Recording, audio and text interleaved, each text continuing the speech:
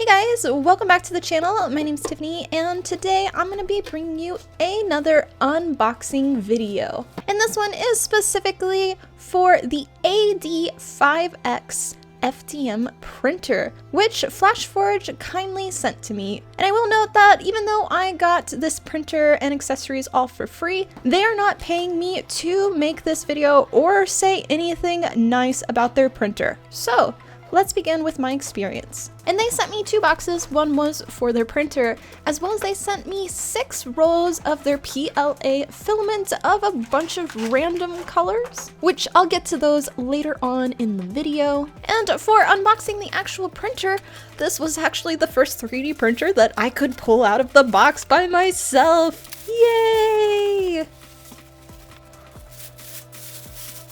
And in terms of instructions that came along with the printer, it did have a quick start guide for how to basically take all of the foam and stuff out of it and set up the printer, as well as a pamphlet on how to install the display screen, which pretty much I just followed that and didn't do any online instructions. It also came with a toolkit, which contained some screws, your cable clip, a glue stick, Allen wrenches, a set of pliers, an unclocking pin tool, which was really nice to have, a screwdriver, as well as a tiny little bag of grease. And then to remove all of the foam from the machine, you actually had to unscrew a small metal plate, which was holding the display screen, so that way you could remove it and then slide it into place. And it was pretty simple for that part. And then with that out of the way, I could start to remove the rest of the foam layers, and this is where all of the other items that were included with the printer became available. So this included some filament, a power cord, your IFS connection cable, a mounting plate, the 4-color module, the IFS. There was 4 spool holders, and then of course your 4-in-1 guide tube. Then just to start installing all of the other pieces, and I'll say pretty much all of these steps were really simple to do. The whole installation did not take any time whatsoever and was pretty straightforward. So I had to install next the IFS module mount, and then installing the IFS, and then the extruder cable, as well as inserting the 4 tubes into the IFS module, as well as the final parts on the side, which were the spool holders. And this, they did a very good job because each of them are actually labeled with which parts, and they are labeled in blue. So they are very visible, which I really appreciate that. You then, of course, had to unlock the printer bed, just like most FDM printers when you get them.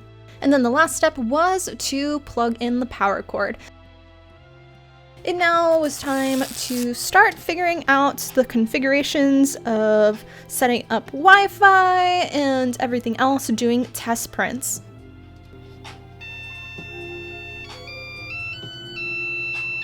And one of the things that I liked about this printer was actually the display screen was a touch screen, so you could click each part that you wanted. And it goes through these steps of actually loading the filament, which was nice. And one of the cool things about this was the spool holders were actually spring-loaded, which made it, when the filament needs to change, the spring-loaded reels automatically retract so that the next spool can load easily and cleanly. And depending on which placement you put the spool on the spool holders would depend on which way the filament would rotate and go into the feeding holes for your filament.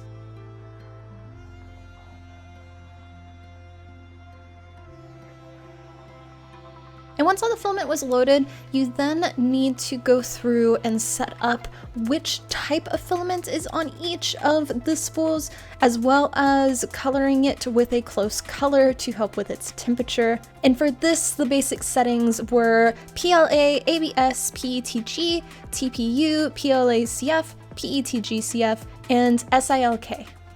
And then you're ready to start test printing, and the printer already comes with 5 ready to print designs on it. One is a dice, one is a fish, one is a coin with the Flashforge logo. Of course, there's your boat, and then it has a headphone holder with a tentacle. And I started off with the coin with the Flashforge logo, and this one has 2 colors on it.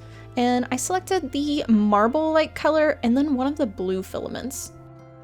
In this type of printer, the bed is what moves, not the printer head, meaning that the printer head will always stay stationed at the top and your bed is actually going to lower as it starts to print more. And I'll also note that the printer plate is dual-sided. One side is smooth and one side is texture. And I love the texture side, so I use that throughout all of my test prints, and I never had to use any of the glue for anything.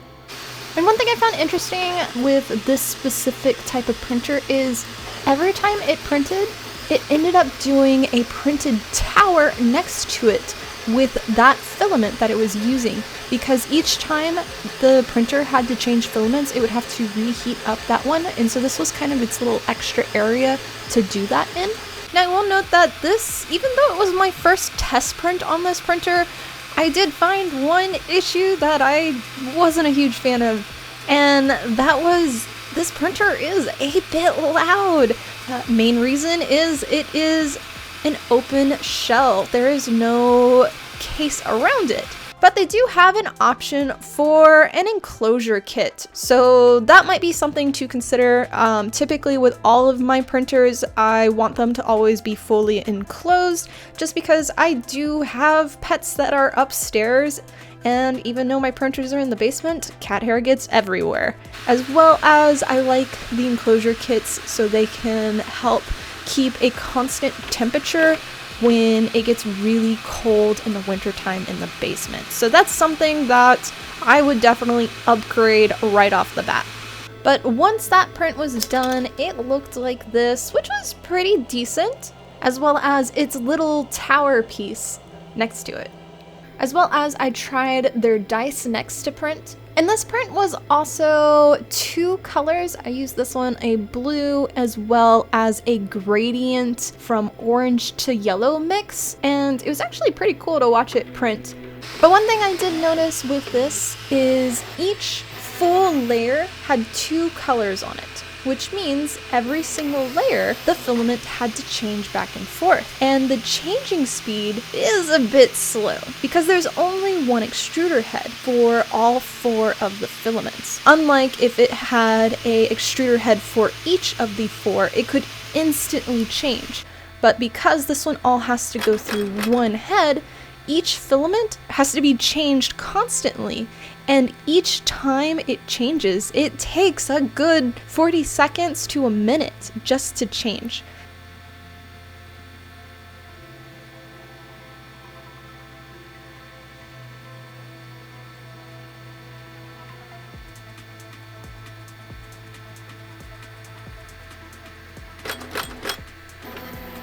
As well as each time it changes filament colors, it has to extrude these little poop towers, and it just falls out the back. So that's one thing I had to do real quick, was find a little trash can to put back down there.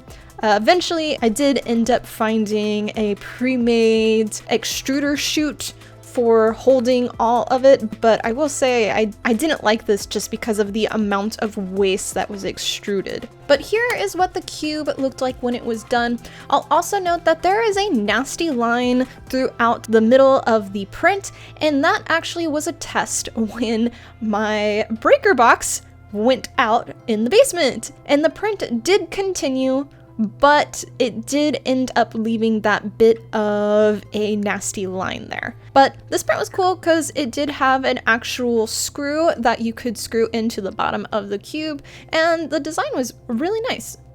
Then proceeded with a little bit more of a challenging sample print, and that was the koi fish that they had. And this one used 4 of the colors of spool. It was pretty cool. I'll say that though, it was not the cleanest. So if I was to actually clean this up, it would be a bit difficult. You can see some of the stair stepping with the purple to green gradient, a little bit of the spider webs on it. You can easily remove that with a hit of the heat gun just to kind of melt those layers. But it is a cool little piece. The fish actually had a slight movement to it back and forth. Then of course, no printer testing is complete without doing the little benchy boat. And this one also used 4 different colors.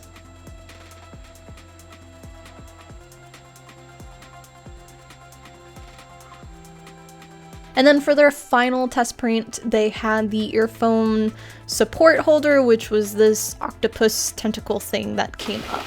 And this one used 3 of the filaments. And this one was a huge print. I was not expecting it to be this size for a test print, but it was pretty cool. It also let me try out the tree support systems, which I'll note when I was finished, the supports, I had a hard time taking them off towards the very top of the tree branches around the suction cup parts. Some of them I couldn't even get with pliers very easily, so that was one thing. May want to change some settings later on. But in terms of right off the printer, it was a cool design. If I was to use this for my personal work, there would be quite a bit of cleanup just where some of the connections from the support tree was, just to remove some of that and the stair stepping.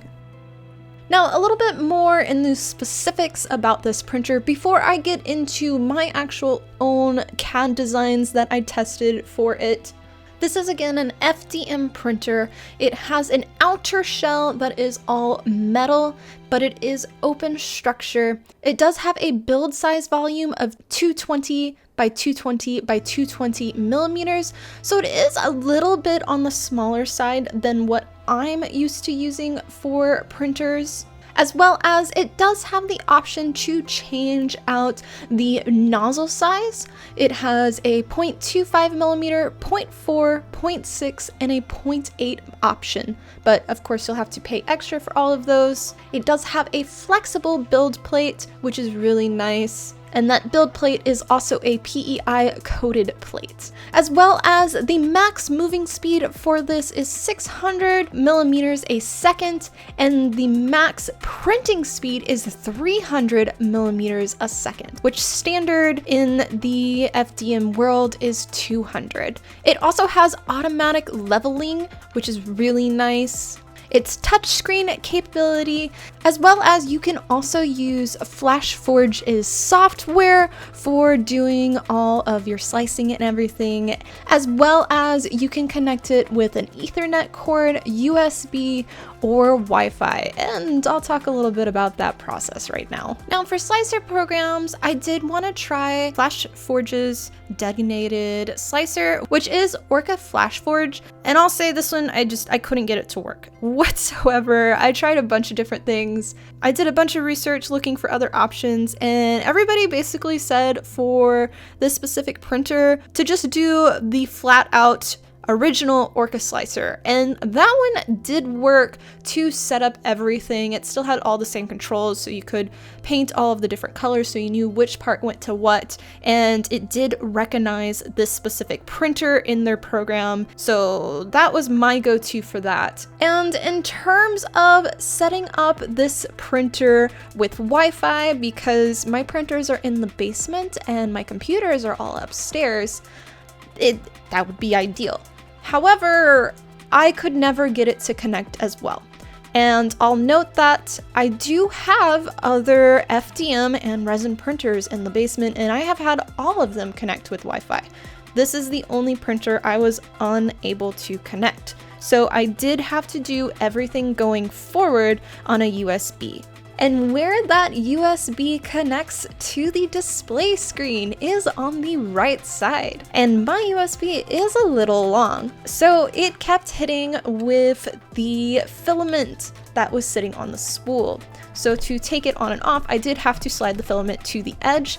Now, the filament on the spool, it still worked, not sitting all the way flush to the edge, so it was still usable. It just was a bit annoying that I had to slide it back and forth just to get my USB drive out.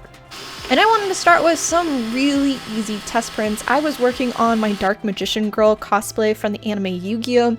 And these were actually all of the gems throughout the cosplay. And for me with my cosplays, I typically only print with one color filament because I'm going to end up cleaning them, doing all of the sanding, the priming, and then I'm going to airbrush paint them to the colors that I want. So I really don't care what color my filament is, just as long as I can get pretty clean lines and there's not so much cleanup. And I'll say with these, they're simple CAD files, real easy. They came out pretty decent, I'd say. Just like most of the top pieces, you will have a bit more cleanup, either that or just adjusting how tight the layers are when it prints, as well as you always have your seam on the side for when it goes up to the next level for printing. So those are just some minor details that I can clean up pretty easily. I also wanted to try out at this time changing to a different filament spool since I hadn't done a complete change yet.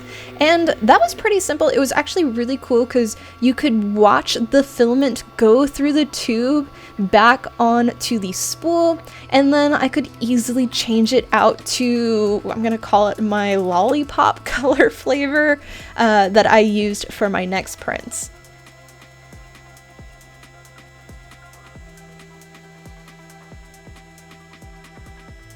I did, though, for my next print, have an issue occur, and that was that it no longer remembered where the center was for putting the piece down. So I did have to rehome the printer so it would find the exact center again to continue printing, and that it did take a little bit of time for me to figure out which button it was.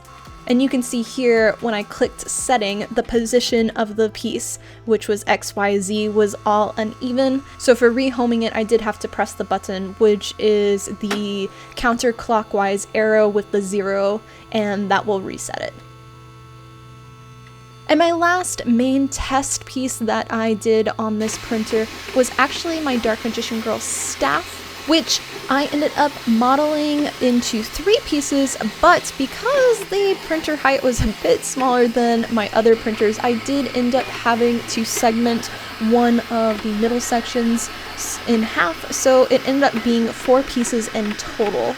And for basic prints, they're okay, but in terms of this needing to be a fully finished piece, I had a lot of cleanup on it. And I will note that this was all printed in one color, and the candy cane color really didn't help with cleaning it up just because it made it a little bit harder to tell where things were even. Again, I had a little bit issues with the tree support coming off as clean as possible, so I did have to get in there, and I did have to use my standing stone to remove a little bit of the support structure, as well as it didn't print evenly all the way around. Even though the curve was supposed to be a smooth surface, it ended up having a tiny bit of a divot every 1/4 of an inch, which made it really annoying to clean up in the end. My typical cleanup process for an FTM print would be sanding with some sanding buffs, using Rust-Oleum sandable primer, and then wet sanding, and continuing this process until it is perfectly smooth.